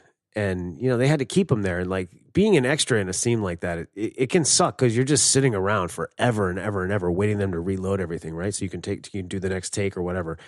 And they said that every time that was going on, Bill was working and walking and working the crowd the entire time, entertaining all of the extras, dude, so they wouldn't get bored. And that's That's cool. fucking cool. I didn't hear Very that cool. one. That's good. Yeah, He seems like I a solid that. motherfucker, man. Cool. I was saying a 100%. couple of weeks ago that I heard an interview with him on some New York Times thing that's really worth listening to. He talks about some of his recent stuff, and he just seems like a solid motherfucker. There's Yes. stories about him, like just showing up at bars. There's Right. a Yeah. documentary. Yeah. It's called the Bill Murray Stories. In fact, the way he got cast in this movie was because at this point in time in the 90s, he was, he does not like agents either. So he doesn't have an agent. He just there was a phone number, and if you call, you leave a message, and if he gets back to you, maybe he'll do your project. So what the Farrelly brothers were saying that all the scripts they wrote up to this movie and including this movie, like they wrote it with Bill Murray in mind. Every single one of them. They had Bill Murray in mind for every single one. So when they started going through the process of the casting and they got Woody and they got Randy, they were like, well, you know, it'd be really great to get somebody like Bill Murray. Well, why don't we get Bill Murray? Well, how do we get Bill Murray? And Randy Quaid had just worked on Quick Change with him. So he said, oh, I know how to get in touch with Bill. And he's like, I'll call him up. And so he just called him up and he told Randy, he was like, yeah, sure, I'll do it. And then Randy was like, yeah, he said he'll do it. He'll be here for the first day of shooting. Like, no contract, no nothing, no reassurance, didn't talk to the Farrellys directly. They just had to go on whatever Randy Quaid told them. And then so like they were kind of like getting nervous, like they were getting closer. They were all in Pennsylvania. They shot the whole thing there, obviously. And then sure enough, that first day that they needed him, he just showed up. I love him. So and I'm glad that he answered cool, that phone call because evidently Jim Carrey was the first choice for Ernie McCracken, and that would have been so horrible. I agree. Like they kind of helped like springboard Carrey even further into the stratosphere with Dumb and Dumber, dude, but he would not have been right for Ernie It's just McCracken. not, yeah. In fact, I would go so far as to say if Farley was Ishmael and he was McCracken, it's the Will Smith. Whoever you want as the Munson, Will Smith Matrix, it would have been a dude. It's not the disaster. same movie, it would have dude. been a master. Yeah, exactly. It would have been something completely different. Worst So thing- I thought that was another cool little tidbit about the movie. Nugget, whatever. Yeah. Oh, Bill Murray's a legend, man. You know, just don't ask Lucy Liu. Right? Yeah. I recently stumbled across, we were like doing the Netflix fucking flip, trying to find something to watch, and we ended up on, I thought it was actually a new movie because that New York Times interview with him, he was talking about working with Naomi Watts on a recent movie. And so I stumbled across this one, St. Vincent. It turns out it's from 10 years ago, 2014. Yeah, I heard that was really good. I think it wasn't like it was a very like Hallmark card movie, but it's really worth watching just because he puts on a really interesting accent in it and is like you just never see Bill Murray do, you never really see him do accents very much. And it's really interesting. So he just has so much chops, even in his old age, man. I think he just brings a lot. Agreed. He really brings a lot to the fucking table. Right? He did one in I'm glad he's still getting St. Vincent's. Didn't that have Riff what's her Raff. name McCarthy in it? McCarthy, yeah. Like it's a Hallmark card kind of movie. Like it's like him being really a grumpy old fuck, but there's like, you know, like the little kid who becomes his best buddy and then like, aw. But it's worth checking out just for Bill Murray. He hangs out with a prostitute. Yeah. He's got the dirt. And Naomi Watts is the prostitute, which is, you know, she's like a Russian prostitute who's like 9 months pregnant, which is fucking hilarious. Wow. I can't believe he was in Ant-Man Quantumania. Who, Bill Murray? Yeah. I hated that movie so hard that I don't even remember him being in that. Yeah. I couldn't get through that one. Urge Overkill singing in the fucking tournament. Great. Loved it. Girl, You'll Be a Woman Soon. Pulp Fiction cover. I forgot all about Urge Overkill. It was like, and then you got the fucking Blues Traveler credit Amish sequence at the fucking end. Like fucking what? Talk about 90s, man. Holy shit. Right. I don't know. I like the whole soundtrack. I think is fantastic. I love all the It's pretty music. good. That's another thing I think the Farrelly brothers do well is the soundtracks. Sure. You know, Right. I think if you go through their films, they do have a good ear for which songs should be playing at certain parts, except for the ska escape music. But it kind of fit, even though I hate ska. Like it kind of fit. You can't handle it. You can't even handle ska, no matter what. I couldn't, man. I get it. There's some music forms, but I'm just like. What was the movie that we were watching and giving you shit about? Only if it's Mr. Bungle. Yeah. What was the movie where there's like a bunch of murders going on in a warehouse and like the dudes are ska heads? Am I just making this up? Van Helsing, not Van Helsing. the Drive. fucking Renfield, dude. Renfield, that's I it. thought of you so much when we were watching that. That was fucking great. And to speak to your point, Ben, Mr. Bungle's a different beast altogether. Yeah, Mr. Bungle's awesome. It's got some ska, elements to it, but it's not strictly. It also has some like grinding death metal and funk and like clown core. I don't know. It's fucking insane. Mighty Boston. You blazed by it in your earlier reference, but shout out to Roger fucking Clemens, dude. I just love that he was in this. Yeah, dude. The original Bosox Seabass. himself. I don't know. You want to just learn how to dance? You want to dance? Do you want to dance? My Roger Clemens rookie card was like my prized possession as an 8-year-old.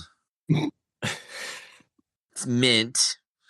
And then the classic, like, Dad, look at my Roger Clemens rookie card. And he's like, fucking useless pieces of shit baseball cards. They're only worth what someone will pay for. You're like, no, Dad, they're worth so much money. And then he beat me. Sorry, I'm not laughing at your child abuse memory there, but just the way you cut into it was funny. I mean, I have to end the story somehow, right? You're fucking stupid. So yeah, anyway, Roger Clemens, yeah. And then he stuck my hand in the deep fryer. How you learned about those things. Any other Anik nuggets? We're on to deaths. Kev's ejecting. What were you ejecting on there, Kev? Negative. I was just looking at these Bill Murray Say something movies. fun, like motorcycles or something. Just checking out the new motorcycles. Gerber's got a new Leatherman spinoff that looks pretty cool. It's a leather. It's a Leatherman that can also utilize as a vehicle. So if you're out in the middle of nowhere and your vehicle, whatever you're using, breaks down, you can use this Leatherman as a vehicle. Dude, Grindhard made a Leatherman into a motorcycle. I like it. It is specifically for cooking.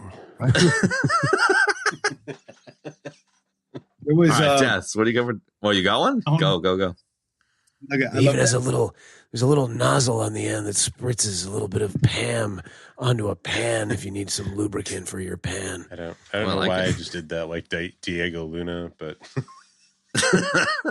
it was just in my heart. I don't know why you did either. I like it. It's don't like know a why the fuck Diego. we're doing any of this bit. It's like a Diego Luna specifically Batman. for cooking. Right. like if that was like a C tier Batman villain, like the Cookmaster, right? What do you got? I'm trying to think of. Hold on. I'm trying to think. Just leave the Batman. What did you thing. just spray in my eyes? Is that Pam? the one other little detail I liked was McCracken ordering a Tanqueray and Tab. No, Dude, I thought that was a Tanqueray and tap. Yeah. I thought he said Tanqueray and tap, as in Gin tap water. and Diet Cola? No, thank you. Ooh. He said Tab. We need a tab. No, we I need to think he says verify tap, this. as in tap water. Why would he wouldn't have tap water? Tanqueray and Tab. No, Tanqueray- Tab. That's right. That's It's right. a soda. Definitely Tab. Yeah. I know, but Tab. think about how much seedier and grosser Tanqueray with tap water would be. He's gonna fight you on this one, Nick. I don't know, dude. Tanker like gin and fucking cola? No, that's not a thing.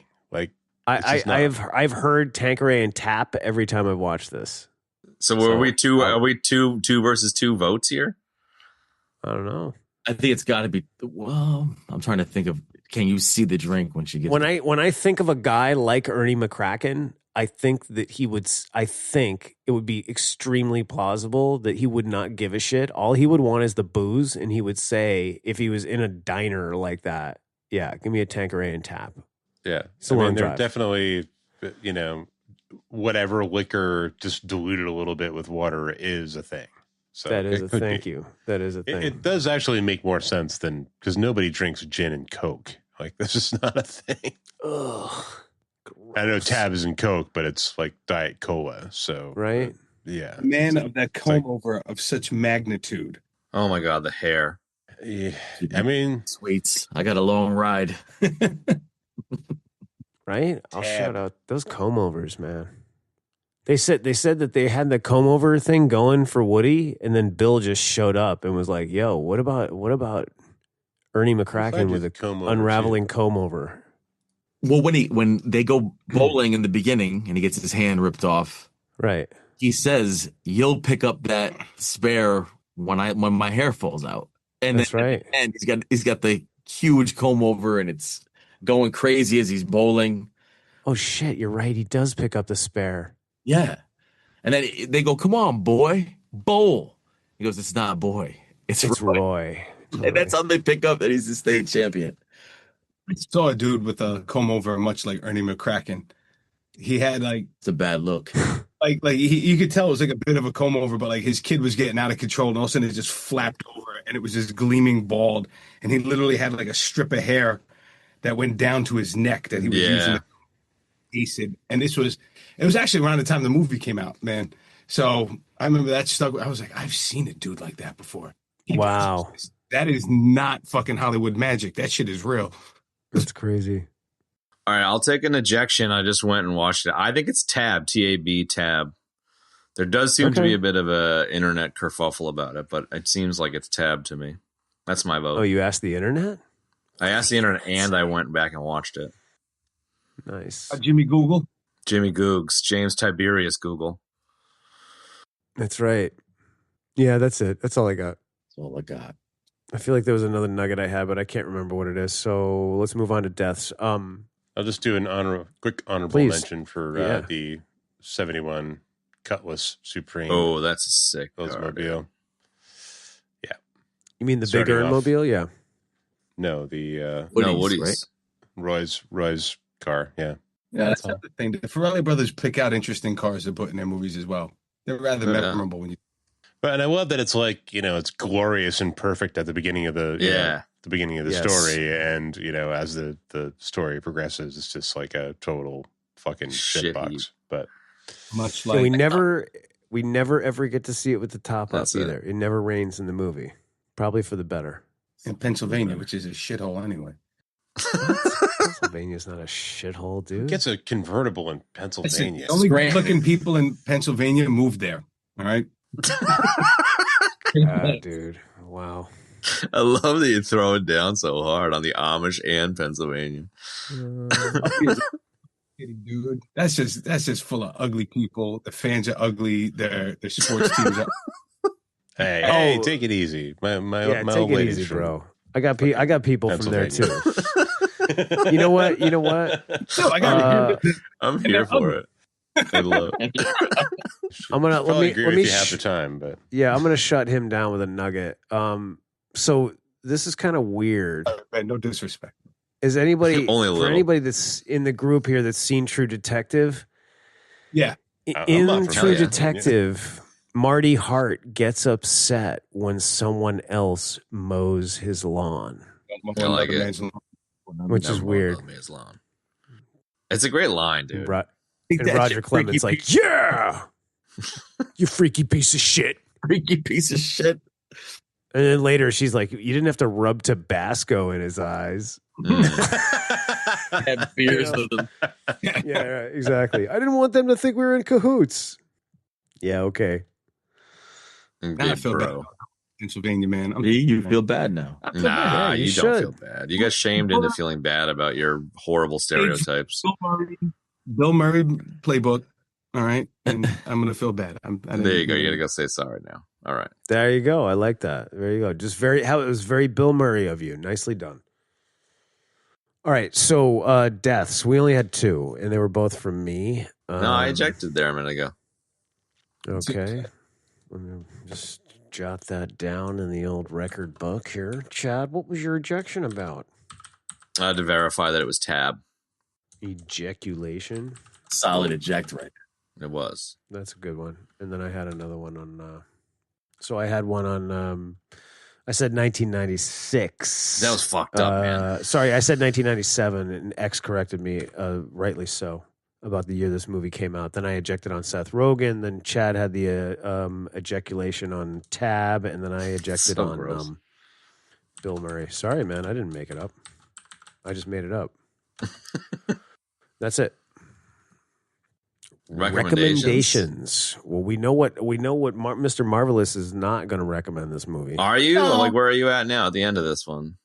Like, you know what? It's not without its merits. I can openly say, like, me not enjoying the film or my own personal hangups. Yeah. I don't think it's a movie. I get why people really like it, and there are parts that I think are funny and are classic and well put together. I don't think it's garbage. It's not like Stopping My Mom Will Shoot or Driven or something like that. Sure. Kathy It's just- guy. It's Kathy guy. It's just not my cup of tea, but I wouldn't, not recommend it. As far as Farrelly Brothers movies go, I think it's up there, but It's up it's there. just not my brand. But I won't besmirch it and tell people, stay away, it's trash. So I would recommend. Well, just because you don't like the movie doesn't mean it's bad, is Yeah. what you're Or saying. you had a bad Yeah. viewing experience with it. Maybe if you're in a different headspace, you would have liked it better, Yeah, right. Maybe. Maybe. Yeah. So Maybe if The Redford was in it, you would headspace have is liked it. definitely a thing. Yeah. Redford Hill, Redford and Rogan Redford and Rogan would have. and Jonah Hill, I'd fight all three of them at once, blindfolded. Wow. I Dude, like you know who it. does a great Seth Rogen impression is Bill Hader. Big surprise. He's good, man. So, Axe, I'm assuming you're on opposing motorcycles. I would recommend this in a heartbeat. I still think this movie is good. I still think the humor holds up. There's incredible one-liners that you just won't hear in a lot of other movies. Exactly. Like Yeah. the psycho line, like the sniff and glue shit. Like, Who are you, Alfred Einstein? yeah. To me, That's a good one too, man. again, that's a little bit of a bite on Tommy Boy, because Yeah. Tommy Boy, the Herbie Hancock thing in the beginning, highly Ooh. recommended. I just think it drags a little bit in the middle. That's all. Okay. That's fair. I'm perfectly willing to accept that. I'll go in you. between. I think it's worth a recommendation because Harrelson as Munson is just so, I don't know, he brings so much to it. Like, it's such a silly movie, but like seeing him being, as you said, Nick, bright-eyed and bushy-tailed, and then just crushed, and just the full spectrum with him, man. It's just, he kills it. And it's nice to see some Bill Murray action, legendary performance from Randy Quaid, am I right, X? And if you're not in the right headspace, you might not enjoy it, but I warmed up to it, so I would recommend. Yeah. Nice. Ben? Yeah, it's a solid recommend. But again, if you're not in the right headspace for it, it might rub you the wrong way. It's, but if you're going in for a Farrelly Brothers movie, then Yeah. you kind of know what you're in for. So Totally. But yeah, I could see it not hitting if you're just in the wrong headspace for sure. Absolutely. That's it. But otherwise, go for it. Fair enough. I also recommend it 1,000%. It's a cult classic. And in my opinion, Bill Murray's probably one of his best. That's it. I think that's an iconic performance for Bill Murray. For sure. Talk about his best work. This is, you got to mention this. You got to Factual. mention this. And we've used him on a couple of tracks already, McCracken. Nice. Yeah, I like it. Finally, Big Earn is above the law. Big Earn is above the law. You heard it here first, folks. Mr. Quotable. What's going on with you guys? Anything coming up? Yeah, wanna give some shout outs. So back in January, released a solo album, Nick Marv, Warrior in the Garden. That's Legendary. right, baby. What Great title. Legendary. did Excellent. you guys think of it? It's great. Good. Oh, yeah. All right, then. Fucking awesome. Everything you guys do is great. Hard There it recommend. is. It was in No, my it- fucking Spotify when they were like top songs of the fucking year, man. I was into it. Hells yeah. No, it was cool because I had X executive produce it, so I thought that was really cool that he kind of reined it in a lot of ways because I could kind of go off the reservation, but Sure. Sure. Yeah. had fun making it, but it was a lot to process to I do bet. on and be on top of everything. So I'm glad we are now currently working on volume 7. Hell yeah. Whoa. Nice. Yeah. And that one's, we're about halfway through that. Killer shit. Yeah. Killer shit. Yeah. So as with us, we have the same DNA in every album, but the sounds change and the Sure. vibes change. I know on 7, I am way more off the cuff, coming hard at a lot of stuff. It's Nice. me personally, it's a different Nick Marv, and I think the album was my swan song of being nice. And The this solo one, Mitch. Yeah, nice. and like this one, gloves are off, and I got a lot of I got a lot of gripes with you people, and I'm gonna air. It's No Life Aquatic. This is like your Frank Costanza album. Yeah, It's like your Festivus album. Yeah. Let's oh shoot! What's Goji got cooking up? Oh, what about Goji? Goji's, he's basically we've enslaved him to the boards and just keep him working there. Enslaved, but yeah. He's also in the process of putting together a solo album. It just comes down to us like telling him like what beats he can have for his own album. Yeah, fair enough. You can't. Fair enough. We're using it. Fair enough. But what kind of palettes we working with though? We going big horns again this time, or are we going? What do we got? Nice. So some ska vibes. Oh yeah, definitely. A lot of Robert Redford samples. Yes, nice. Okay, so it's pure hatred. Yeah. I let the hatred flow through you, my man. Interestingly enough, Volume 7 is going to be very feel the anger dwelling within you. Auditory punching bag. There we go. Hey. But so Volume 7's got a lot of like piano heavy tracks in there, but the vibes are all different. The thread that's there. Very cool. Goji Rock album is going to be very Asian influenced. Okay. So it's going to be some very strange but cool stuff on that one. So you're basically ripping off a Wu-Tang album. No. Not like that. It's not like that. So it's basically like Ghost Dog the album. No. Unless though Henry Silva's going to drop some bars. That was I just watched that. It's so good. Him rapping Flavor Flav. Looking forward to it. Do you got a ballpark timeline on it? For which one? The Goji? Both. Yeah, the 7 and Goj. Yeah, all. 7's going to probably be September. That's okay. What we're aiming for now. And then Goji's going to be early 26. Nice. So we're going to base it out between the next Stallone projects. We got, I guess we could say it. I mean, it's not like it's a big industry secret, but we got 8. Volume 8. We're keeping that under wraps. Yeah. We'll tell all 600 of our listeners to. We don't not want the tell industry anybody. to get set on fire with this news, but we're already working partially on 8, and there's an EP in the mix. What? This is so busy. Don't tell anybody out. Everybody listening, don't tell anybody. Stallones EP. That's going to be a fun one. That's going to be. We're gonna see if we can keep this an actual secret. Yeah, don't let the secret wild there. But yeah, so I'm not surprised. That's awesome, man. That all sounds so exciting. I'm excited for all that. So we keep pressing. That's great. In the meantime, keep plugging. Nick Marv, Warrior in the Garden. Give me some more plays. Yeah, dude. Life Aquatic. That's the track. That's my joint. Absolutely. I like the kind of summer vibes of the tunes on that one. Yeah, it's funny. Life Aquatic was like this really spaced out beat, and that was like one. Yeah, I like that. Yeah, I was really glad that I was able to pull something together for that one because nice. That's just out there with Goji's production. Like I was just like, what were you smoking, bro? Yeah, totally. It's just a different vibe for sure. Yeah. You guys had like summer vibes on that third album. I remember that's true. Yeah, that when that one came out. I remember Benny specifically saying that. Yeah. No, the fourth one. The fourth one had the summer vibe. The third one was which I'm sure is what I meant. Yeah, the one you're on. Speaking of which, it's called like Life Depends on It. Mm-hmm. That's it. We had I had Kev on. You got 10 fucking albums, guys, in the works. Like it's hard to keep track of which one's which. It's hard to keep track. Yeah, you're like fucking Bob Dylan here with 67. 4 was double dusted, right? Yeah. 4 was double dusted. And Kevin had you on Nick Marr for Hire. So, that's right. Yeah, he forgot he's even on. He forgets what he's on. Sorry, you're on my solo too, Kev. Yeah, he forgot about that too. And that's right. I forgot about that. The next one, man. Yeah. Oh, that's right. I forgot. Well, there you go. That. And you guys here, you guys got a big shout out on Grandiose Dopeness. Oh, see, they failed the quiz, X. We did. No, we failed it.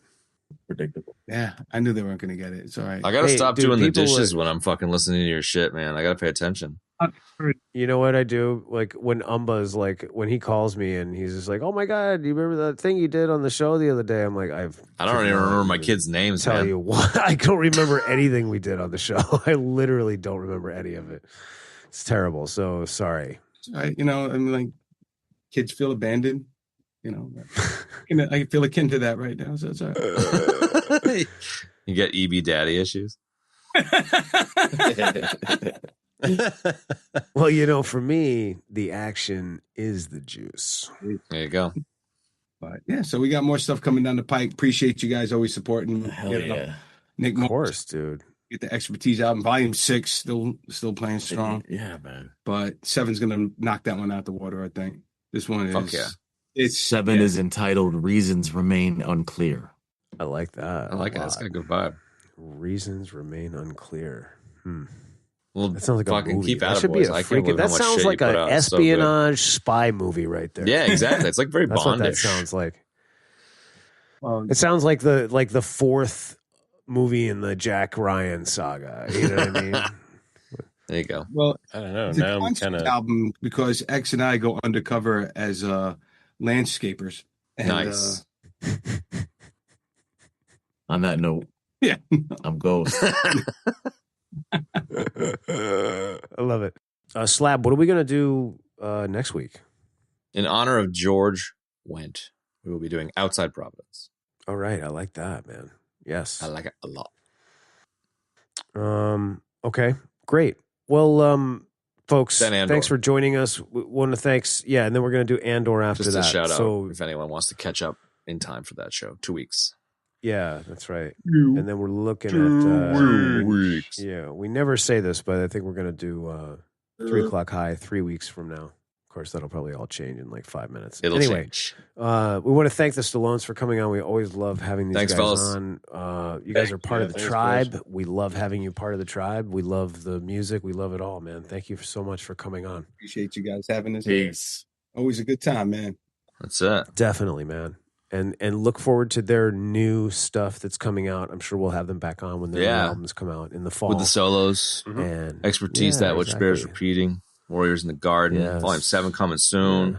Volumes 1 through 6. Listen to the motherfuckers. Look at this kid with the memory fucking cells. theme I like it, song. dude. Look. Fucking memory banks. Our fucking theme song. Our fucking Thank you, boys. theme song. Thanks again Yes. for that, by the way. It's fantastic. I get a kick out of it That was every really- time. It's really good. It's I do above too. and beyond, and it's great. Bosie's got to It's kind of like It's so good. to update it. Yeah, we got to get on. Might have to update. we did talk Yeah, about all right, that. go for yes. Yeah. It's just the Big Trouble in China sample is just so iconic, man. It's like you No got to find doubt. the right matches with that. You do. That's it. You're right. Well, much love, fellas.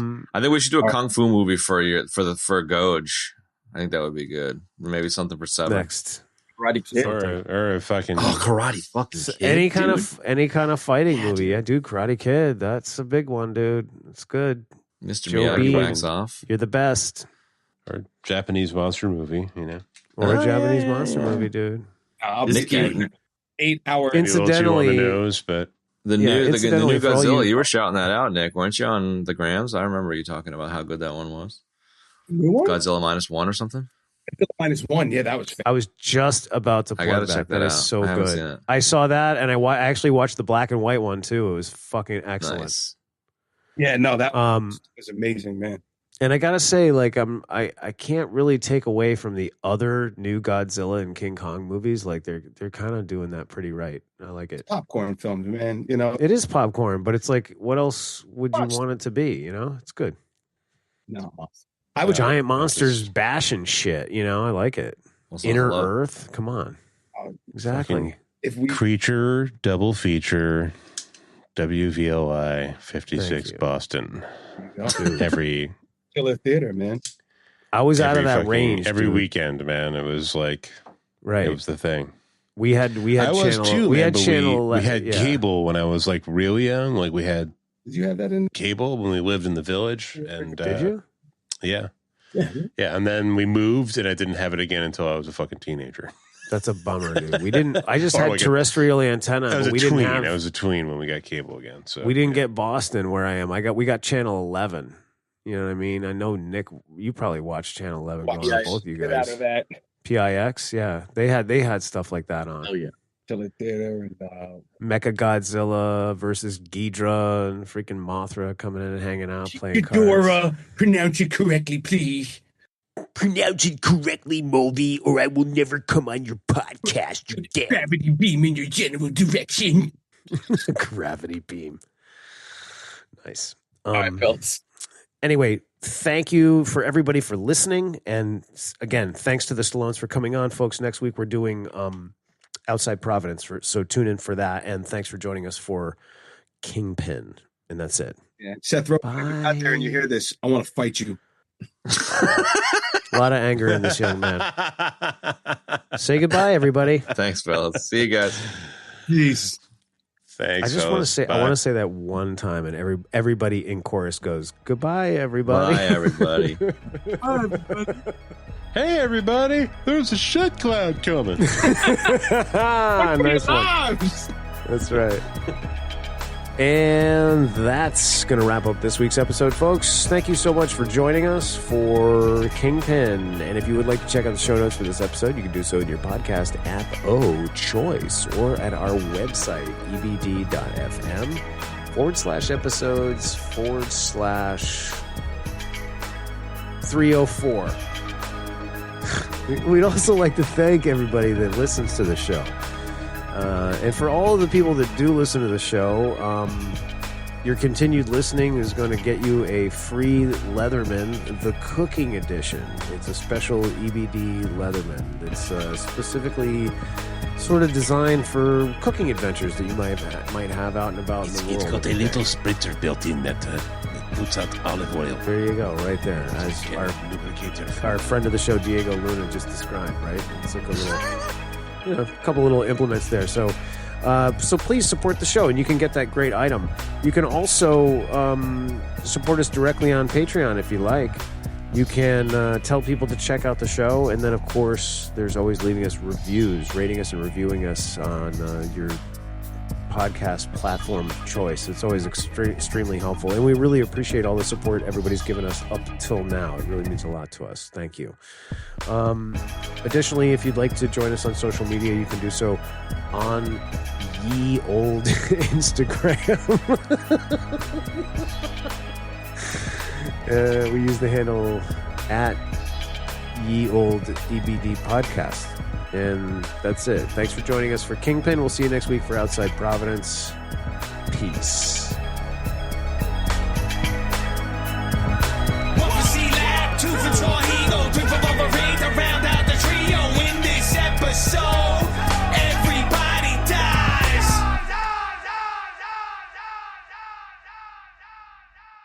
Beady, beady, beady. Stop into it.